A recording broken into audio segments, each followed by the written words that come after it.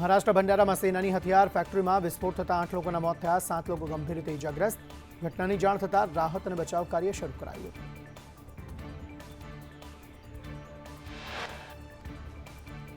ભંડારાના કલેક્ટરે જણાવ્યું હતું કે બ્લાસ્ટને કારણે ફેક્ટરીની છત તૂટી પડી હતી. જેસીબીની મદદથી તેને દૂર કરવામાં આવી રહી હતી. દુર્ઘટના સમય સ્થળ પર 12 લોકો હતા, જેમાંથી 2 ને બચાવી લેવાયા.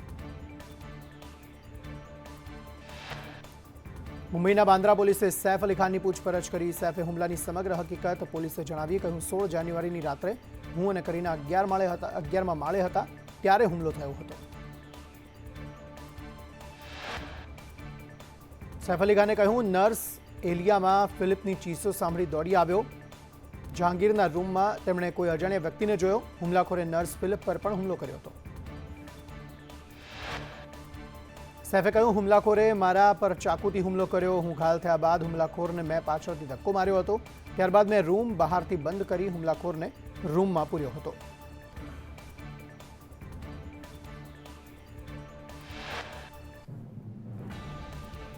સૈફ અલી ખાને વિગતે વાત કરતા કહ્યું, હુમલા બાદ મને રિક્ષામાં હોસ્પિટલ લઈ જવાયો. હોસ્પિટલમાં પારિવારિક મિત્રએ પૂર્ણ કરી પ્રક્રિયા.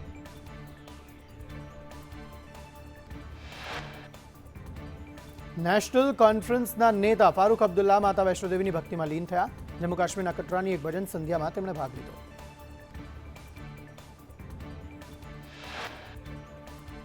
બોલિવૂડની અભિનેત્રી મમતા કુલકર્ણી કિન્નર અખાડાની મહામંડલેશ્વર બની. પ્રયાગરાજમાં સંગમ તીર્થ પર પિંડદાન કર્યું. હવે મમતા કુલકર્ણી યામિની મમતાનંદ ગિરીના નામથી ઓળખાશે. કિન્નર અખાડામાં મમતાની મહામંડલેશ્વર બનાવવાની પ્રક્રિયા શરૂ થઈ હતી. પિંડદાન બાદ અખાડામાં પટ્ટાભિષેક કરાયો. મમતા કુલકર્ણી હવે યામિની મમતાનંદ ગિરીના નામથી ઓળખાશે.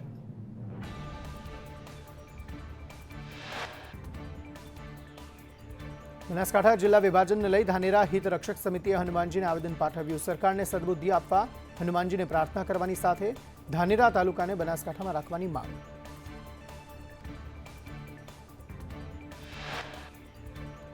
ધાનેરાને વાવ-થરાદ જિલ્લામાં સમાવવા રેલી. વાવ-થરાદ જિલ્લાના સમર્થનમાં ધાનેરામાં બાઇક રેલી. પૂર્વ મંત્રી, ભાજપ આગેવાનો સહિત યુવાનો રેલીમાં જોડાયા.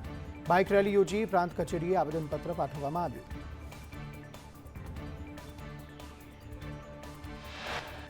બનાસકાંઠા વિભાજનમાં એક બાજુ વિરોધ તો એક બાજુ ખુશીની ઉજવણી. સુરતમાં વાવ-થરાદ જિલ્લો બનાવવા મુદ્દે વાવ-થરાદ અને ધાનેરાના લોકોએ ફટાકડા ફોડી ઉજવણી કરી. મીઠાઈ ખવડાવી સરકારના નિર્ણયને વધાવ્યો.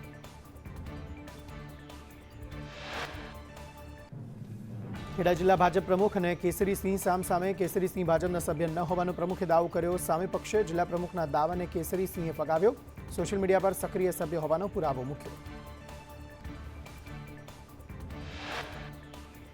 અમદાવાદમાં વગર વરસાદે જ ભૂવા પડવા લાગ્યા. એએમસીની ભ્રષ્ટાચાર ભરેલી નીતિના પગલે મણિનગર ખોખરા વિસ્તારમાં ભૂવા પડવાથી લોકોને હાલાકી.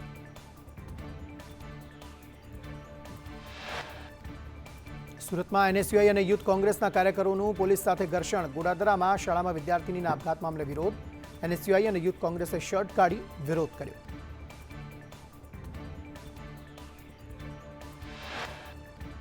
વડોદરા મનપાની સામાન્ય સભામાં ભાજપ કોંગ્રેસના કાઉન્સિલર વચ્ચે ઉગ્ર બોલાચાલી. વિશ્વામિત્રીના પ્રેઝન્ટેશનને લઈ કાઉન્સિલરો વચ્ચે ચકમક.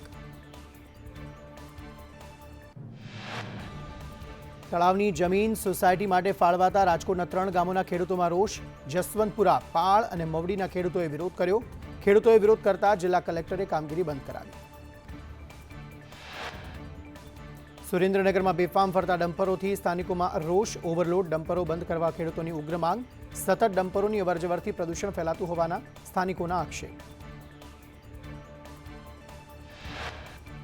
અંબાજીમાં 89 મકાનોને નોટિસ અપાતા સ્થાનિકોમાં આક્રોશ. કોડી રોડના વિકાસ માટે 89 મકાનોને અપાઈ છે નોટિસ. દાંતાના એમએલએ કાંતિ ખરાડી આવ્યા અસરગ્રસ્તોની વહારે.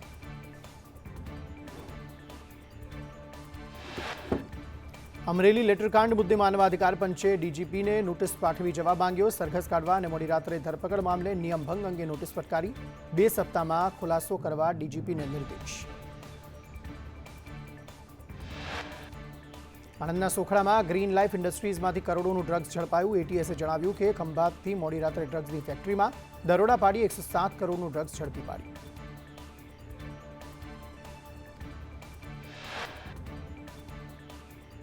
વધુમાં એટીએસે કહ્યું 42 કરોડ ટેબ્લેટ બને તે પહેલા જ આ ડ્રગ્સ પકડી પડાયું. આરોપીઓ કેમિકલ ઇન્ડસ્ટ્રી સાથે જોડાયેલા છે. અલ્પ્રાઝોલમની દવાઓ ઊંઘમાં વપરાતી હોય છે. એનડીપીએસના નિયમોનું ઉલ્લંઘન કરાયું છે. આણંદના ખંભાતમાંથી એટીએસે ડ્રગ્સ ઝડપાતા જીપીસીબી એસઓજીની પોલ ખુલી. છેલ્લા 6 મહિનાથી ચાલતી ગ્રીન લાઈફ ઇન્ડસ્ટ્રીઝમાં ડ્રગ્સ બનતું હતું. જીપીસીબી એસઓજીની કામગીરી પર ઉઠ્યા સવાલો. શિક્ષકોની ભરતીમાં થશે વિલંબ. ચૂંટણી આચારસંહિતાને લઈ ભરતીમાં થશે વિલંબ. બદલી કેમ્પ બાદ શિક્ષકોની ભરતી પ્રક્રિયા આગળ વધશે. ખ્યાતિ હોસ્પિટલ કાંડને લઈ મોટો ખુલાસો. લોકોને છેતરવા બીજી હોસ્પિટલ બનાવવાનો હતો પ્લાન. નરોડા, ગોતા, સાબરમતીમાં હોસ્પિટલ બનાવવાના હતા. સગા સંબંધીઓને કર્મચારી તરીકે દર્શાવતા હતા. પગારના નામે ખોટો નાણાકીય ખર્ચ બતાવતા હતા. નાવ સ્ટાર્ટવે કૌભાંડમાં ચોંકાવનારા ખુલાસા. આરોપીઓ 3 બેંક ખાતામાં પૈસા જમા કરાવતા હતા. આરોપીએ અલગ અલગ 5 પેઢીઓ ખોલી હતી. પાલનપુર, મહેસાણાના રોકાણકારોએ પૈસા રોક્યા હતા.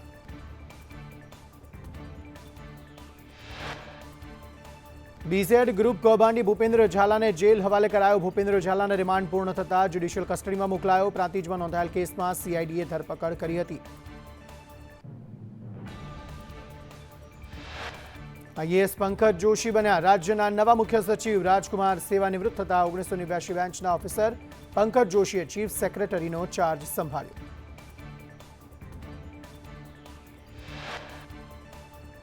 અમૂલ દૂધની 3 પ્રોડક્ટના ભાવમાં ઘટાડો કર્યો. અમૂલ ગોલ્ડ, તાજા અને ટી સ્પેશિયલના 1 લીટરના પાઉચના ભાવમાં ₹1નો ઘટાડો.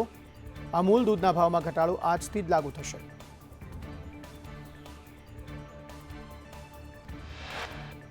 ગુજરાતવાસીઓને કુંભ મેળામાં જવું બનશે સરળ. જીએસઆરટીસી દ્વારા પ્રયાગરાજ સુધી દોડાવાશે વોલ્વો બસ. મુખ્યમંત્રી ભૂપેન્દ્ર પટેલ 27 જાન્યુઆરીથી પ્રથમ વોલ્વો બસને લીલી ઝંડી આપશે. જીએસઆરટીસીની બસમાં 3 રાત્રિ અને 4 દિવસનું પેકેજ રહેશે. મુસાફરો ₹8100 ચૂકવી ઓનલાઈન રજીસ્ટ્રેશન કરાવી શકશે. વાહન વ્યવહાર મંત્રીએ કુંભ યાત્રા મુદ્દે કહ્યું પ્રવાસન વિભાગમાં રહેવાની વ્યવસ્થા રહેશે. ટ્રાવેલિંગ વધુ હોવાથી શિવપુરી રાત્રિ રોકાણ રહેશે. રહેવાની વ્યવસ્થા વધશે તેમ બસની સંખ્યા પણ વધારાશે.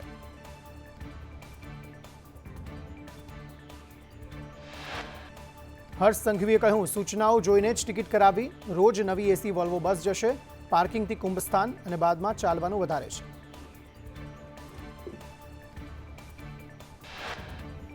સુરતમાં સ્મીમેર હોસ્પિટલમાં દર્દી સાથે અમાનવીય વ્યવહાર મુદ્દે તપાસના આદેશ. સુપ્રિન્ટેન્ડન્ટે કહ્યું ડોક્ટરની એક કમિટી તપાસ કરશે.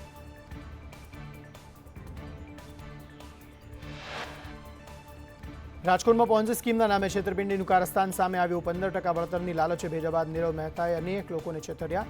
મની પ્લાન્ટ ઇન્વેસ્ટમેન્ટ કંપની શરૂ કરી. ઠગાઈ અચરી. ભોગ બનનારે ગાંધીગ્રામ પોલીસ મથકે ફરિયાદ નોંધાવી.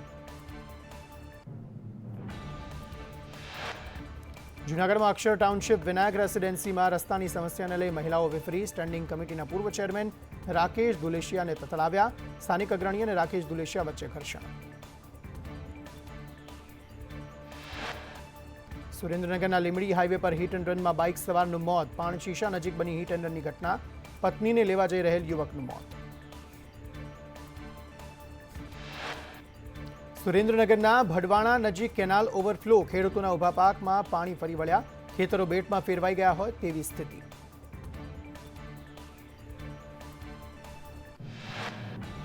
સોમનાથ મંદિર બહાર ગટરના પાણીનું સામ્રાજ્ય. નિંદ્રાધીન વેરાવળ નગરપાલિકાને કારણે ગટરના ગંદા પાણી મુખ્ય માર્ગ પર ફરી વળ્યા. યાત્રિકોને ગટરના ગંદા પાણીમાંથી પસાર થવા મજબૂર બનવું પડ્યું.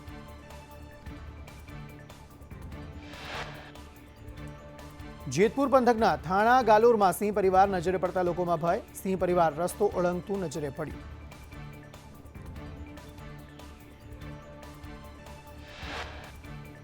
થી 17 માર્ચ સુધી ત્રિદિવસીય ગુજરાત બ્રહ્મ સમાજ બિઝનેસ સમિટનું આયોજન. સમિટમાં 300થી વધુ બ્રાહ્મણ ઉદ્યોગકારો ભાગ લેશે. રોજગાર મેળો અને B2B અને B2C બેઠકોનું આયોજન કરાયું. સાયન્સ સિટીના વિજ્ઞાન ભવનમાં યોજાશે સમિટ. અમદાવાદમાં યોજાનારા કોલ્ડ પ્લે કોન્સર્ટને લઈને સુરક્ષા વ્યવસ્થા સજ્જ કરાઈ. 25 અને 26 તારીખે યોજાશે આ concert. Narendra Modi stadium police છાવણીમાં ફેરવાયું. કોલ્ડ પ્લે કોન્સર્ટ પહેલા પોલીસનું ગ્રાન્ડ રિહર્સલ. તાપી રાજ્યકક્ષાના પ્રજાસત્તાક પર્વની ઉજવણીની તડામાર તૈયારી. બાજીપુરામાં 76મા પ્રજાસત્તાક પર્વની ઉજવણીમાં સીએમ ભૂપેન્દ્ર પટેલ અને રાજ્યપાલ હાજર રહેશે.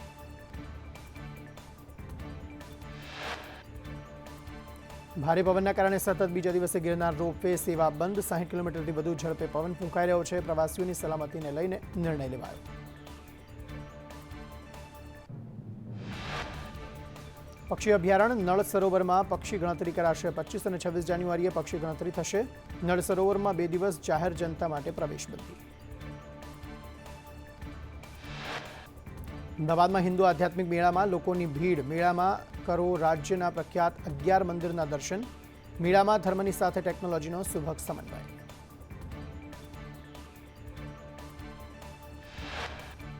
અમદાવાદના દહેગામની જાગ જીઆઈડીસીમાં સ્ટેટ મોનિટરિંગ સેલના દરોડા. સબસિડીવાળું 1,34,000ની કિંમતનું 22,765 કિલો યુરિયા ખાતર કબજે કરાયું.